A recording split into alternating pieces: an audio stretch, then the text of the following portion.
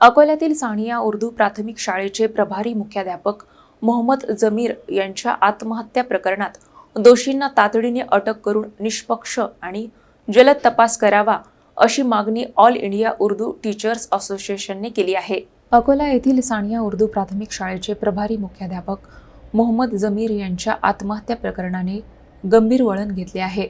या प्रकरणात all India Urdu teachers association Nagpur विभागाने संबंधित आरोपींना तातडीने अटक करून जलद व निष्पक्ष तपास करण्याची मागणी केली आहे। संघटनेने संबंधित अधिकाऱ्यांना दिलेल्या निवेदनानुसार मोहम्मद जामीर यांनी शाळेच्या परिसरात गळफास घेऊन आत्महत्या केली।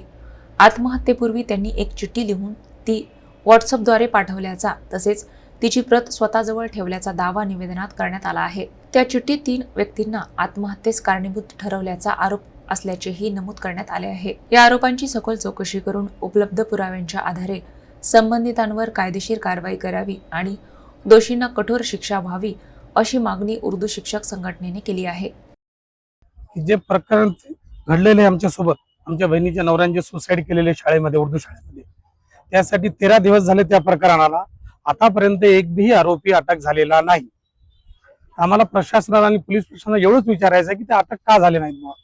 आमची मागणी एवढीच आहे साहेब, पोलीस प्रशासनाला शासनाला की ते आरोपी अटक झाले पाहिजे। 13 दिवसात आरोपी भेटले पाहिजे की नाही, 13 दिवसात तुम्ही काय काम केलं, काय कार्य केलं, त्या केसवर काय झालंय त्याची माहिती आम्हाला हवी साहेब।